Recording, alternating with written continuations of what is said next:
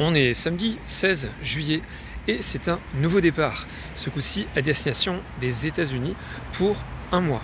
Alors la particularité de ce voyage, c'est à part l'aller et le retour qui seront en avion, le reste des trajets seront faits intégralement en train, ce qui permettra de voir différentes villes majeures des États-Unis et surtout d'apprécier l'immensité du territoire américain et la diversité de ses paysages.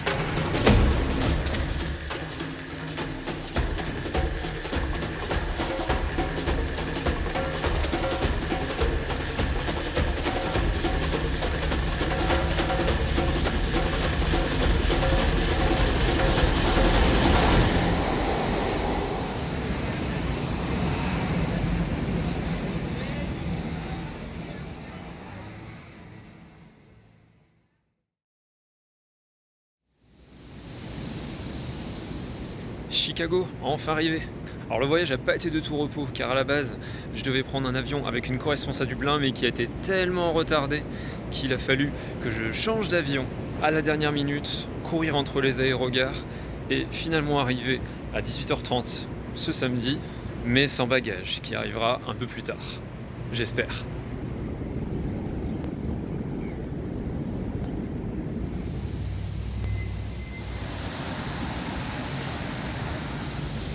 Et histoire de bien commencer le séjour, petit déjeuner sur le premier diner de la route 66, Lou Mitchell's. Route 66 que je suivrai et je croiserai à plusieurs reprises jusqu'à Los Angeles.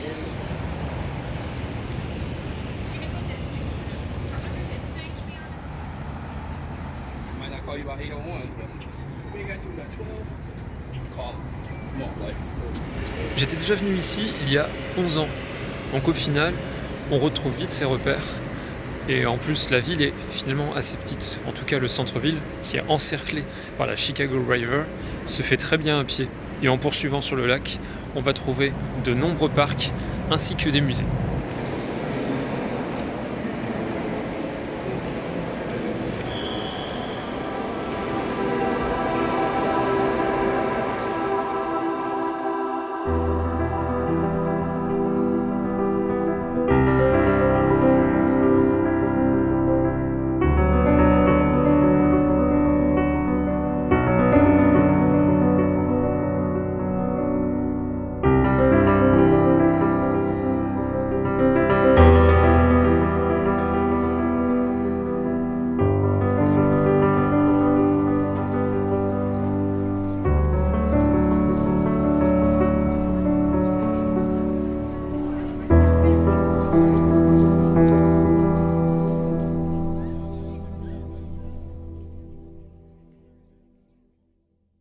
Et ici, je dors dans une auberge jeunesse qui est très bien aménagée avec une situation idéale.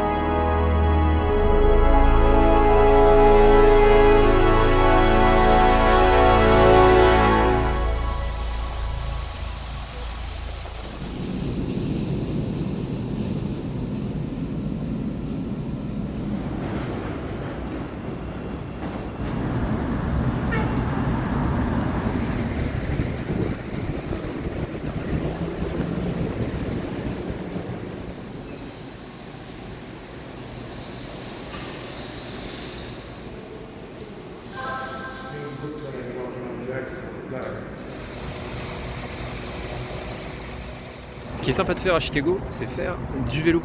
Il y a des pistes cyclables aménagées un peu partout le long du lac Michigan et on y traverse notamment des plages et des parcs avec des vues spectaculaires.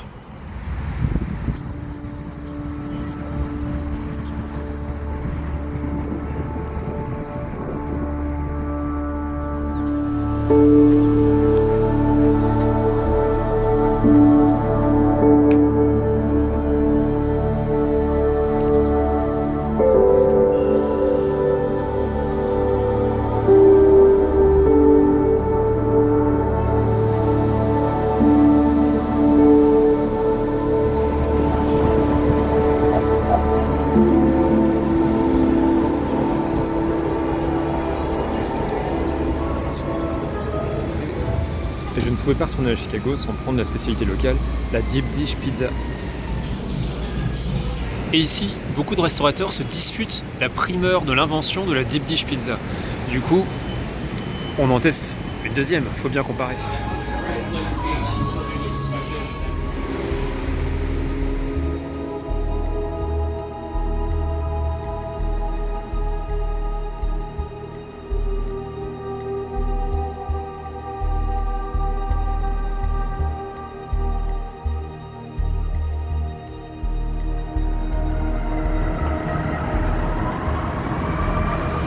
Et aussi surprenant que ça puisse paraître pour une ville de cette taille, Chicago est vraiment agréable à parcourir. Il y a de nombreux parcs, la plupart des voies routières dans le centre-ville sont déportées sous terre. On trouve des promenades aménagées le long des quais et de nombreux parterres fleuris un peu partout disséminés dans les rues de la ville.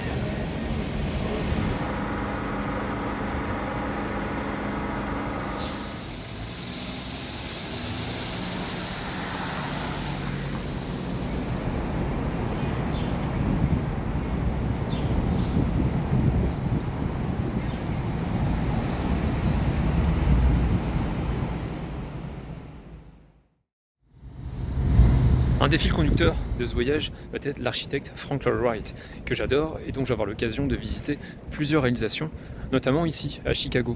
À 45 minutes au sud, dans le quartier universitaire, se trouve la Robbie House, une réalisation datant de 1910 et classée patrimoine UNESCO.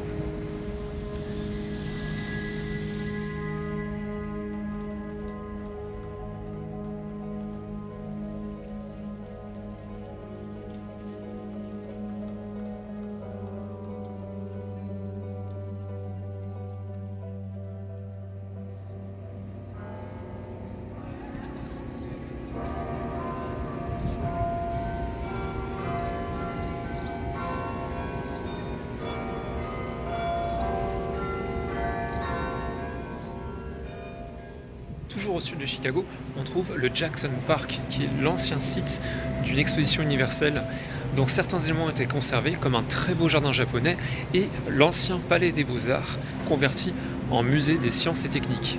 On y trouve de nombreuses démonstrations scientifiques, des expositions interactives, ludiques, et une énorme galerie sur les transports, avec notamment un ancien sous-marin allemand de la Seconde Guerre mondiale, et surtout le Zephyr, ce magnifique train Streamline des années 30 qui a été conservé et que l'on peut visiter, avec notamment à sa queue un magnifique wagon panoramique qui est un peu le grand prédécesseur des trains qui traversent de long en large les États-Unis, à l'exemple de celui que je vais prendre très bientôt.